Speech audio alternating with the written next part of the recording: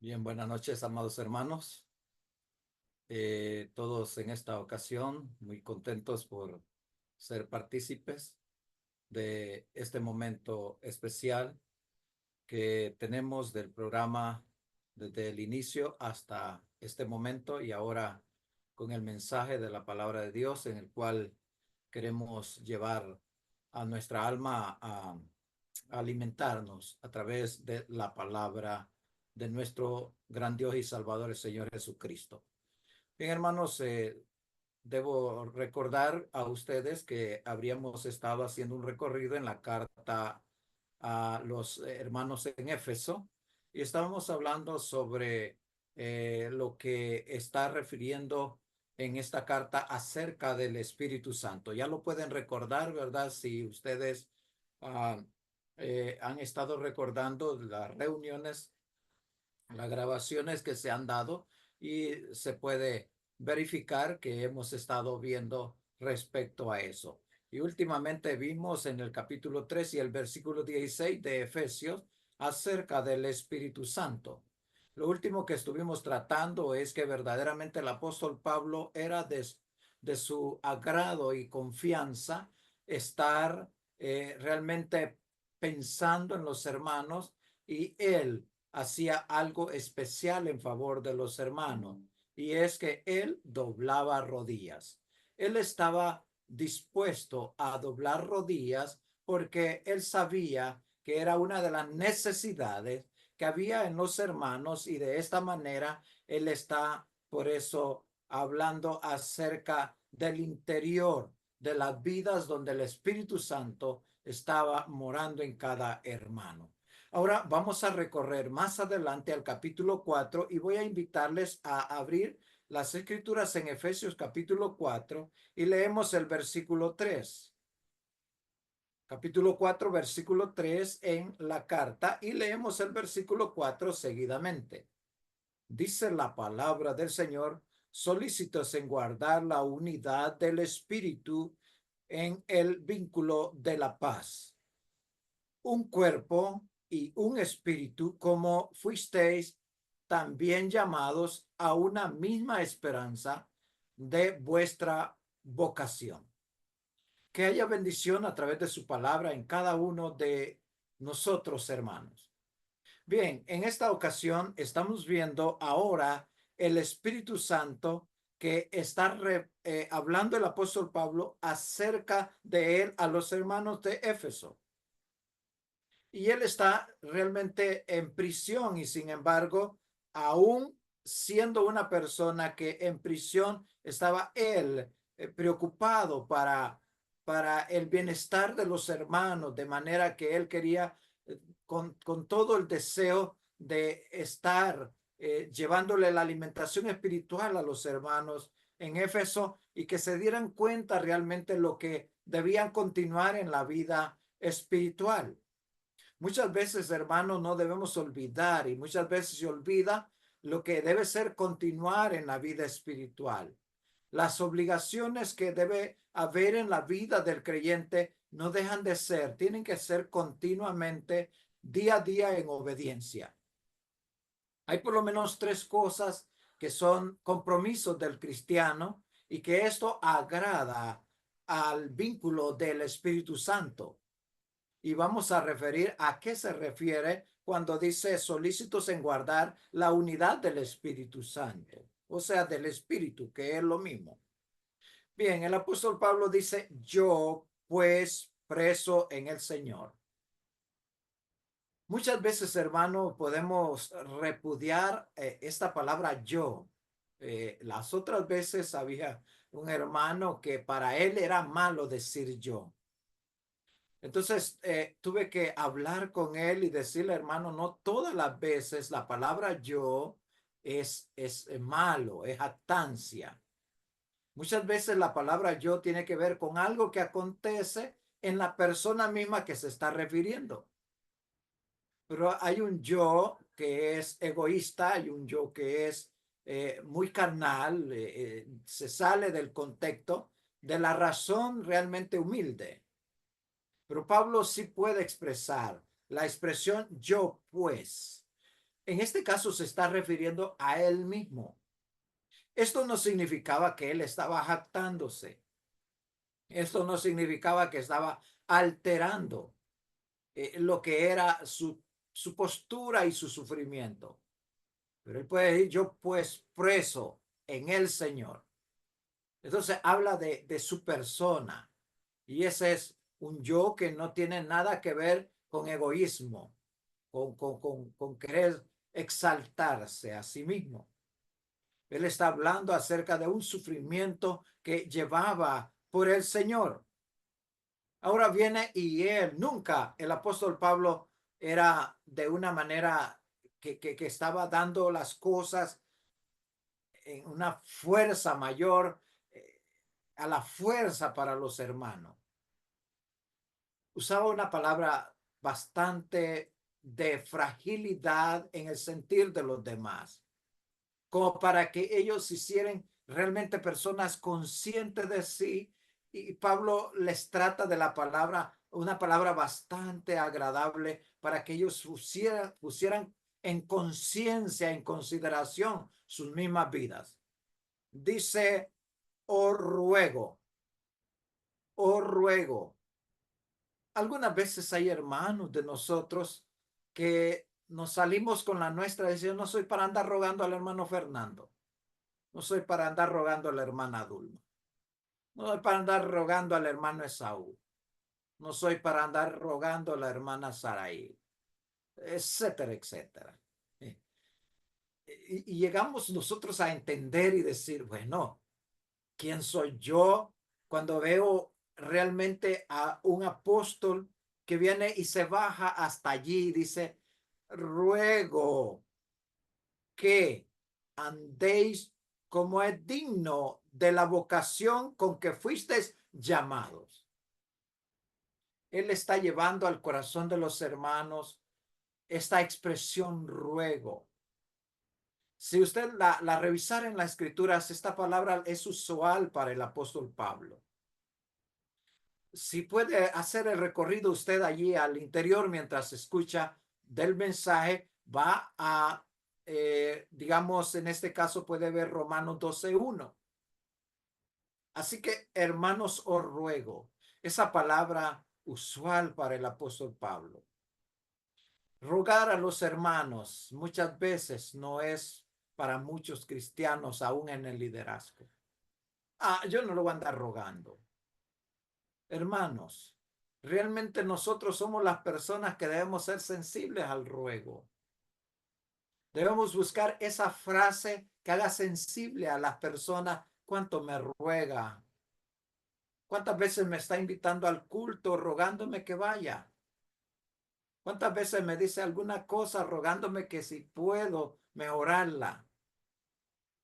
Y todas estas cosas tienen que ver con disciplinas específicamente de un creyente. Y Pablo tenía esa disciplina específica para el trato a los hermanos. Os ruego. ¿Y qué era lo que quería él? Él quería que voluntariamente los hermanos escucharan y que andéis como es digno de la vocación con que fuiste llamado. Cuando habla de vocación, aquí tiene que ver con el llamamiento del evangelio cuando los llamó el Señor a él. Exactamente.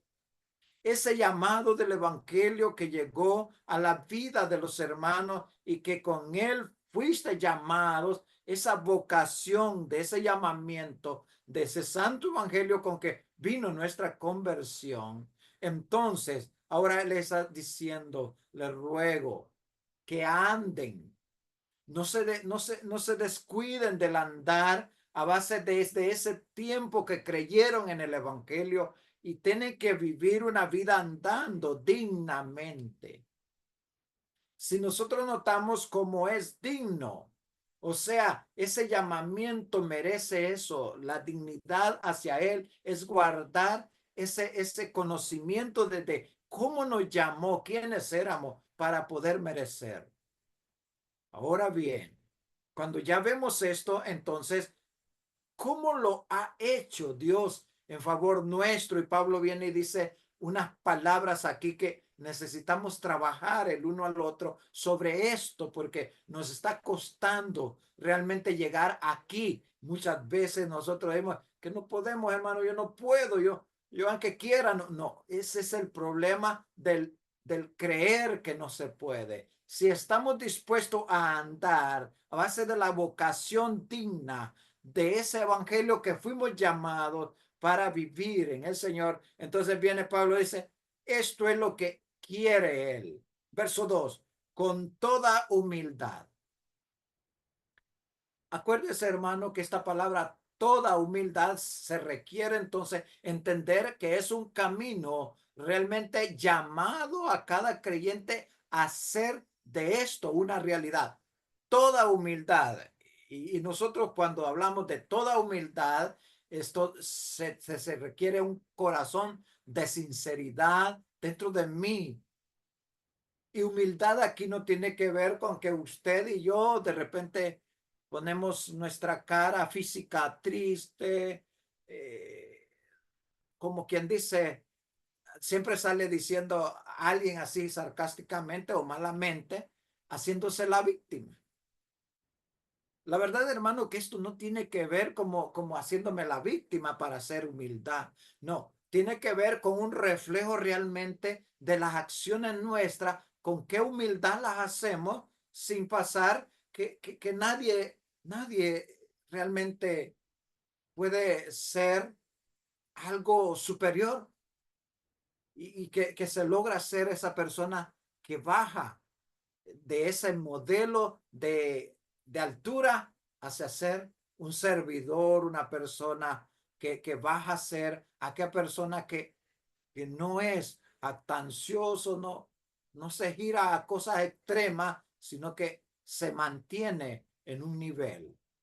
Y eso es lo que el apóstol Pablo ahora está llamando a la vida de los hermanos en Éfeso, a la humildad. Pero la palabra toda humildad refleja que todo nuestro carácter en sí, en esencia, nuestra característica que represente delante de los demás es toda humildad en todos los momentos de mis tratados, todos los momentos de acciones en el trabajo.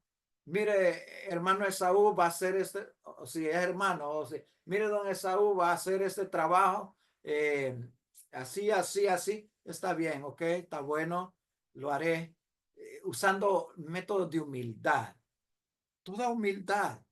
Pero viene y le dice, va a hacerme este trabajo, mire acá. Ah, no, y qué tanto trabajo, hombre. No le da a los otros tareas grandes, a mí me las pone todas, ¿no?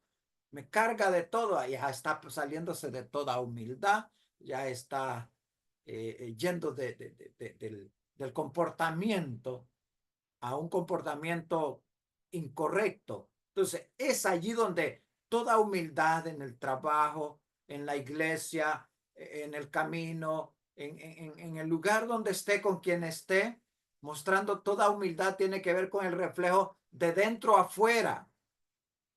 Y claro, bien dice la Biblia en Proverbios que cuando nosotros tenemos un corazón realmente alegre, hermosea el rostro. Eso tiene que ver mucho también con la actitud nuestra delante de nuestros semejantes. Pero usted cuando representa de adentro afuera la humildad, porque Jesús dijo humilde de corazón, de allá comienza para nuestro conocimiento. Toda humildad es el reflejo en todas las áreas de la vida que no se exalta ni tampoco hace ver a los demás como de menos. Ahora, exactamente hoy en esta tarde, mientras hablaba con unos hermanos de otra congregación, no, que no es la que me congrego yo, les digo, hermanos, ustedes son mis hermanos en la fe. Sé que cuando recibieron al Señor fueron lavados con la sangre de Cristo y que ustedes también tienen un valor de la obra de Cristo, el costo de él, que a mí mismo también, a él le costé, a él le costaron ustedes. Por tanto, son mis hermanos. Cuando confesaron, llegaron en la vocación con que fueron llamados el evangelio de la salvación. Entonces, ellos también son parte conmigo de los salvos cuando confiesan el nombre del Señor y su obra redentora y su sangre que les lavó, la misma que me lava a mí. Ambos iremos al cielo si hayamos recibido de corazón, creyendo a Cristo y arrepentido, iremos al cielo. No hay una congregación con exactitud directa que esta única será la que tendrá los más salvos.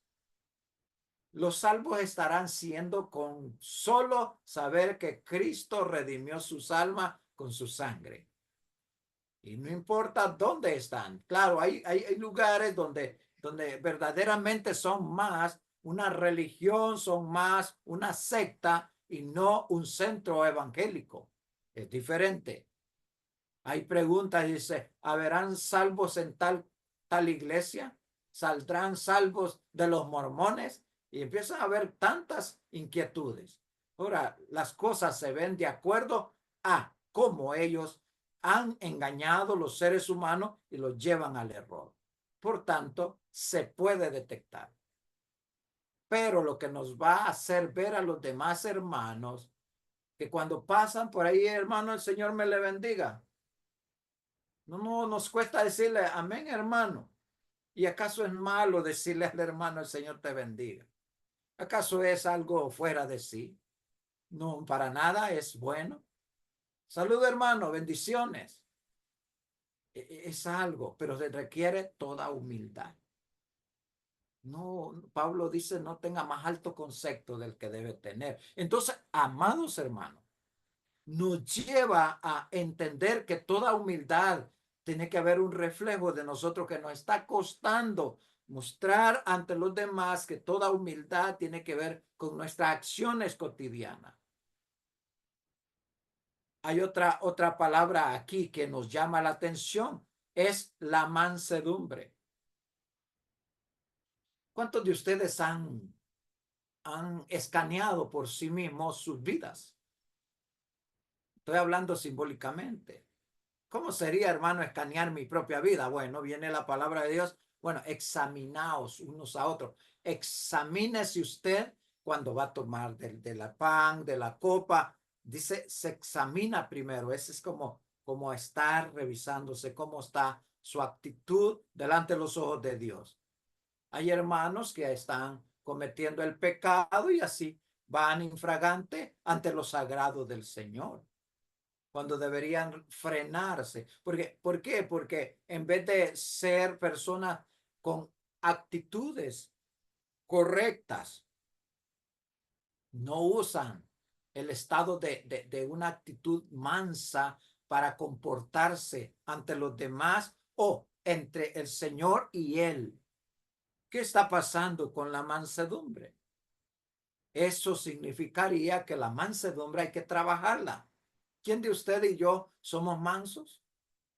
Si hablamos de humildad, ¿quién de los todos? Ninguno de nosotros hemos alcanzado a ser tan humilde ni tan tener mansedumbre, de grado que nos digan las cosas y de manera de irlos comportando el uno al otro en conversación tranquila y sin haber un altercado. Entonces, eso es muy importante. La mansedumbre tiene que ver entonces con el tratado ante los semejantes o ante los demás de manera que haya tranquilidad.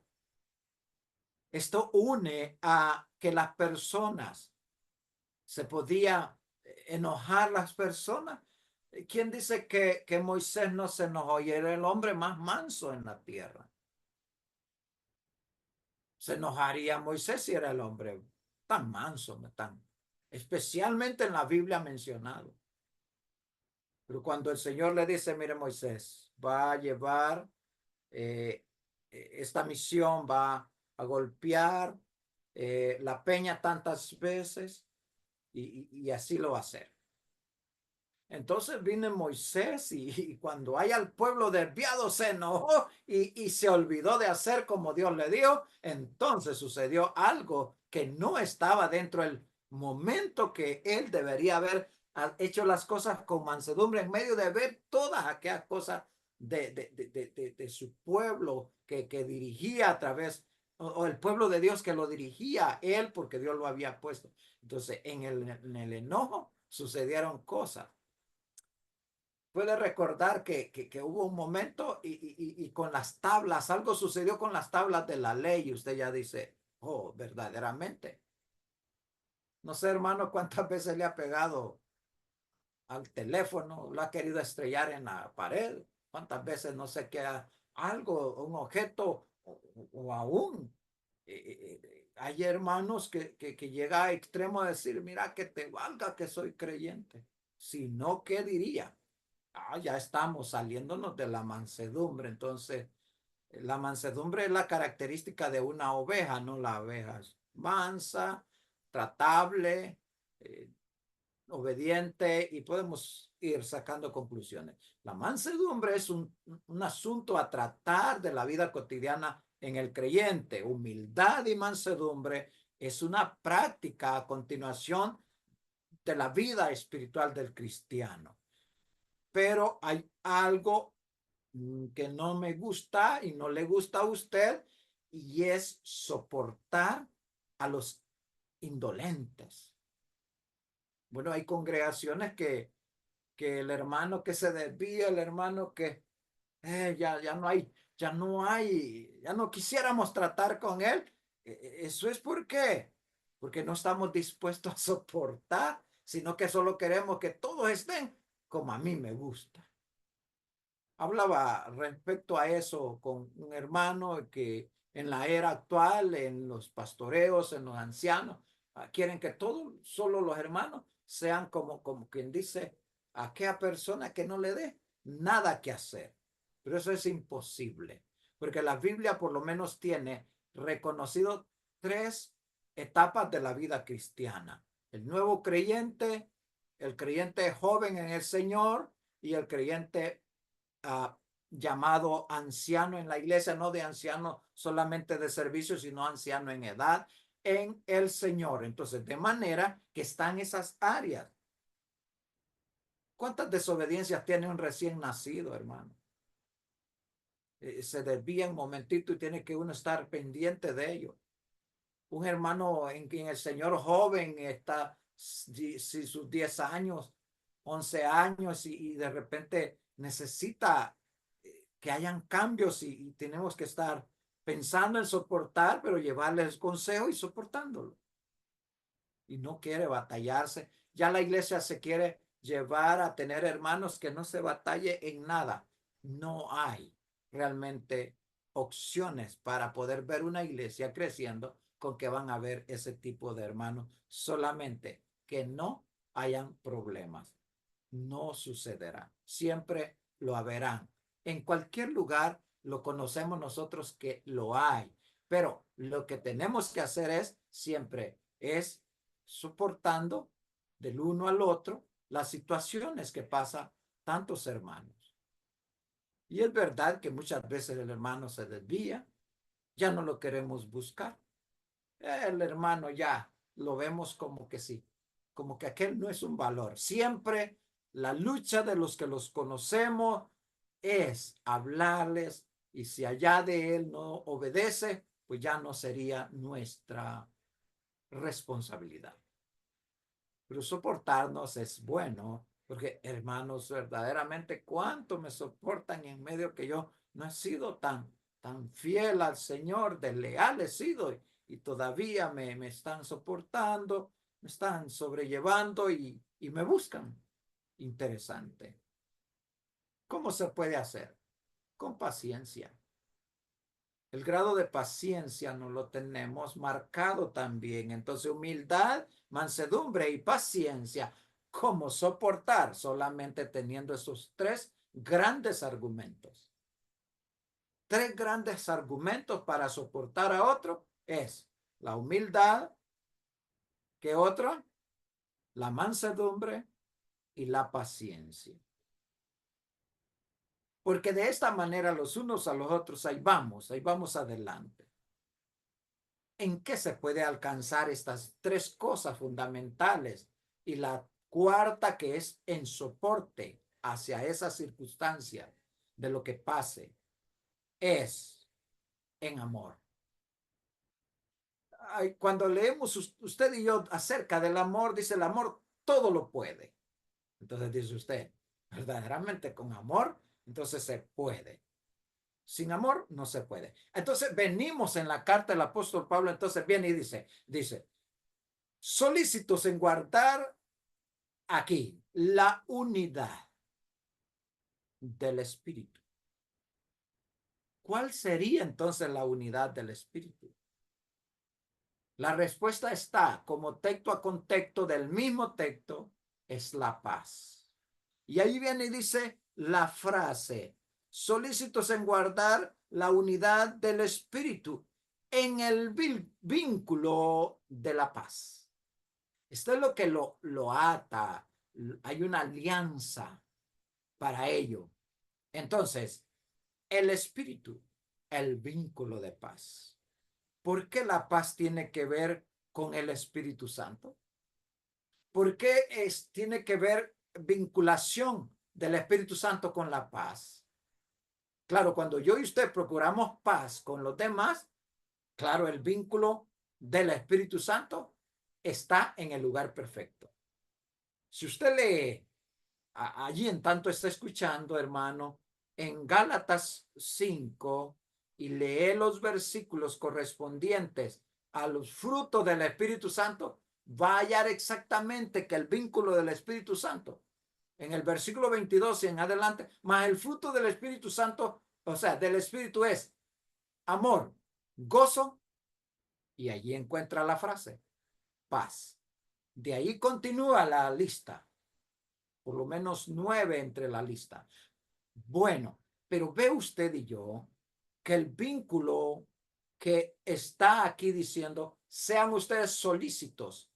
Cuando hay una persona solícita, es como cuando le dice, hermano, hagamos esto, está disponible, está dispuesto, no hay por qué no hacerlo.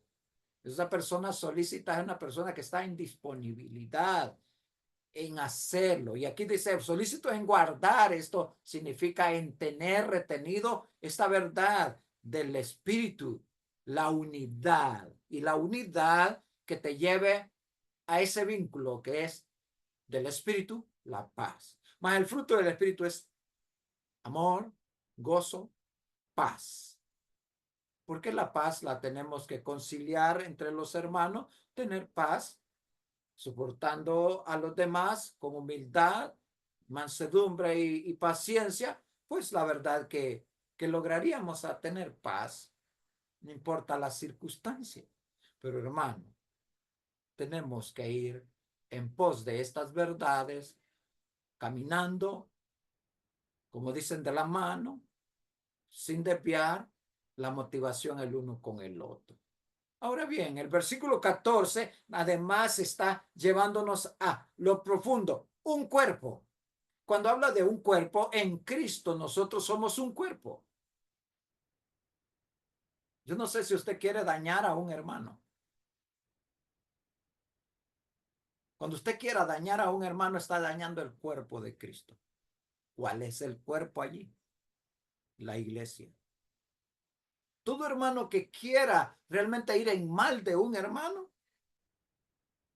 sinceramente lo que está es dañando el cuerpo, un miembro. Está dañando la iglesia misma. Todo el que quiera fracturar, haciendo cosas injustas en contra de un hermano, lo que está haciendo es afectando el cuerpo, que es la iglesia. Un espíritu que une a la iglesia, el espíritu está unido a los creyentes. Acuérdese que cuando dice un espíritu habla del Espíritu Santo. Porque no vaya a confundir el espíritu del soplo de vida que Dios dio, que ese es para vida de lo que nosotros llamamos de existencia. Y el Espíritu Santo es una persona divina. Por lo tanto, el cuerpo, que es la iglesia, el espíritu que mora en los creyentes, un espíritu, como fuiste llamados a una misma esperanza. Todos los creyentes, como cuerpo de Cristo, con el Espíritu Santo, llamados para todos ser de una misma esperanza. La esperanza que tengo yo es la que usted tiene también. Esta está unida. Y bien dice la escritura, y la esperanza no avergüenza. ¿Por qué? Porque esta es una promesa real. Fuiste llamado a la esperanza de vuestra vocación, es decir, de la conversión en el evangelio. Por eso fuiste llamado para tener esperanza. Hermanos, todos los creyentes tenemos la misma esperanza. ¿Tú vas a ir al cielo en el llamado de Cristo? Yo también. Todos los demás que tienen una conversión genuina, llamados en esa vocación del llamamiento del Espíritu Santo al llamado por el Evangelio. Y Dios ahora lo trajo a una esperanza.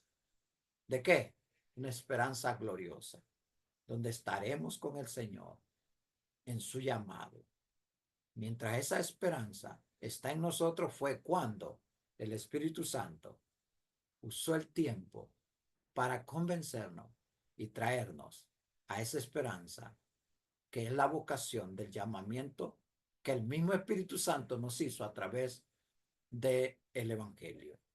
Hermanos, ve usted, ahí nos vamos a quedar en ese párrafo especial de las Escrituras con una gran enseñanza que nos ha dejado.